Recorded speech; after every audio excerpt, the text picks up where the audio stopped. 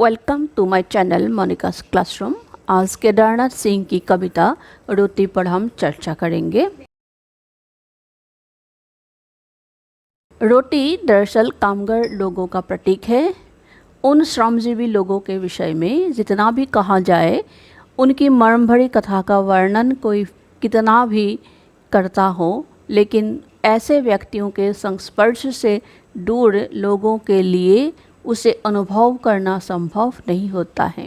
जिस प्रकार रोटी बनाने की प्रक्रिया को अपनी आँखों से देखे बिना पेट की क्षुधा पुराने वाली रोटी की जीवन गाथा को समझना आसान नहीं है। इसी भाव को प्रथम अंश में कवि बताना चाहते हैं। अब देखते हैं, उसके बारे में कविता करना हिमाकत की बात होगी और वह मैं नहीं करूँगा।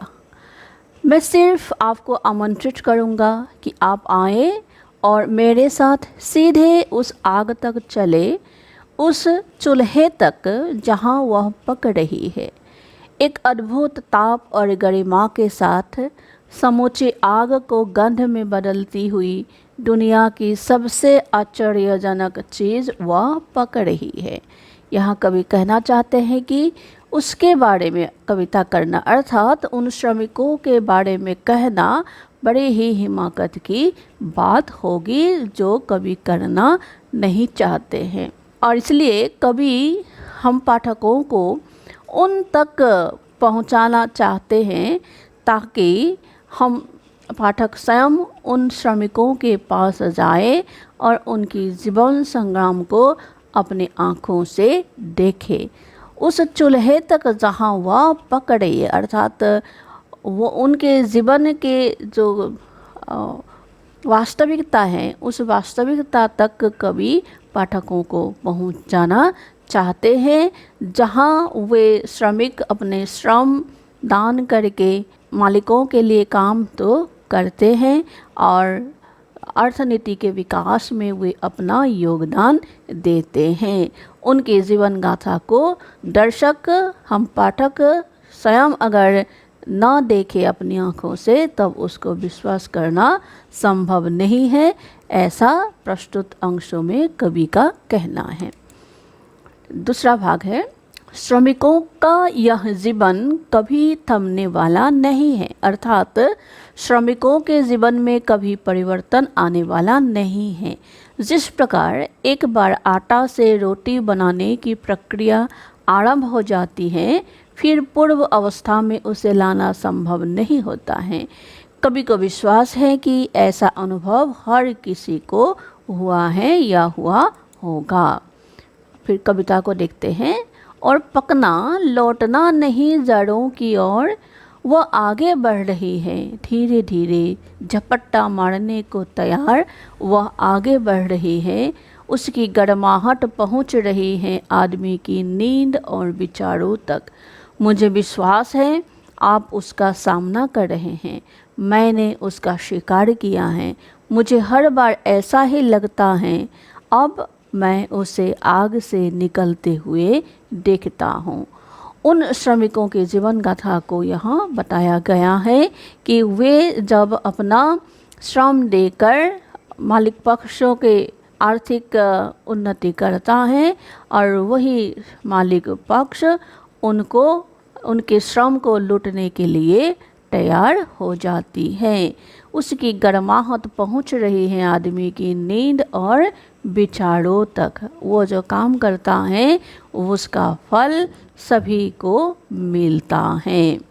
और कवि को विश्वास है कि आप, अर्थात हम दर्शक या पाठक, कभी न कभी उनका सामना करते हैं और कभी जब जब उनके पास जाते हैं तब उनको हर बार ऐसा अनुभव होता है कि वे इस परिस्थिति से अवश्य बाहर आना चाहते हैं। तृतीय अंश को उसका जो मूल कथा है इस प्रकार है कि ऐसे मजदूरों के जीवन संग्राम को कवि ने करीब से देखा है और उसे अनुभव भी किया है। कवि उनके प्रति अपनी सहमर्मिता प्रकट कर रहे हैं। जितना भी उनके प्रत्यक्ष संस्पर्श में कवि आते हैं, उतना ही ऐसे लोगों के प्रति अधिक सहृदय हो उठते हैं, उनके कर्मों के प्रति श्रद्धावान हो उठते हैं। इस भाव को प्रस्तुत अंश में बताया गया है। अब कविता में देखते हैं।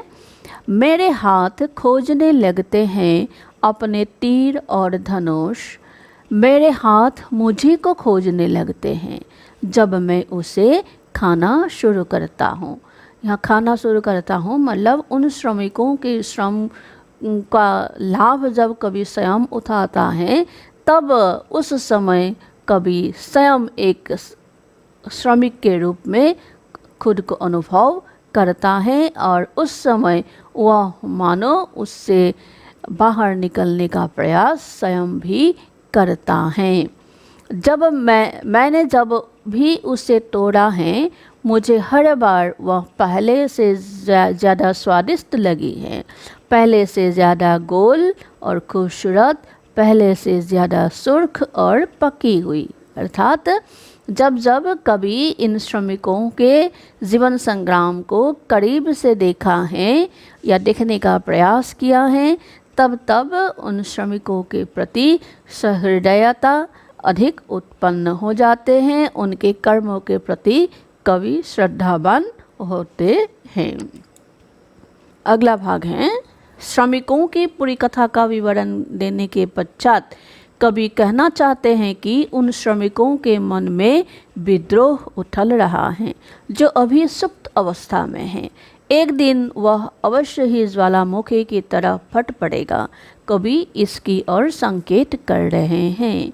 ये प्रयोगवादी विचारधारा के यह एक विशेषता है कि यहाँ कवि श्रमिक वर्गों के अंदर जो विद्रोह पनपते हैं, उन विद्रोह को जनता के समक्ष लाने का प्रयास करते हैं। तो इस कविता में भी कवि केदारनाथ सिंह जी ने श्रमिकों के विद्रोह के बारे में लोगों को आगाज किया है। फिर कविता में देखते हैं। आप विश्वास करें, मैं कविता नहीं कर रहा, सिर्फ आग की ओर इशारा कर रहा हूँ और वह पक रही है। और आप देखेंगे यह भूख के बारे में आग का बयान है जो दीवारों पर लिखा जा रहा है। दीवारों पर लिखा जा रहा है अर्थात सबके समक्ष लाया जा रहा है। अब क्या लाया जा रहा है कि इनकी जो दिनचर्या हैं, इनके जो श्रमिक वर्गों की दुख भरी कथा है, यह श्रमिकों के हृदय में एक विद्रोह की भावना उत्पन्न करता है। अभी इसकी ओर कवि सबको संकेत कर रहे हैं कि उसे कहा गया है कि भूख के बारे में आग का बयान है।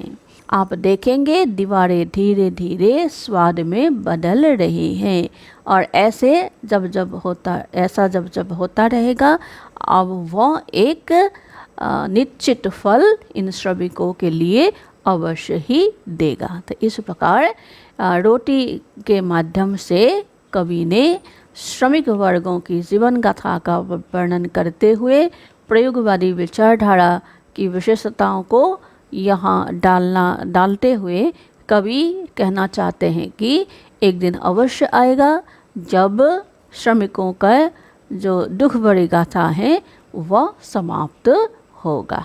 तब यहाँ आकर हम अपनी प्रस्तुति को समाप्त करते हैं। आप अवश्य बताइएगा कि आपको कैसा लगा।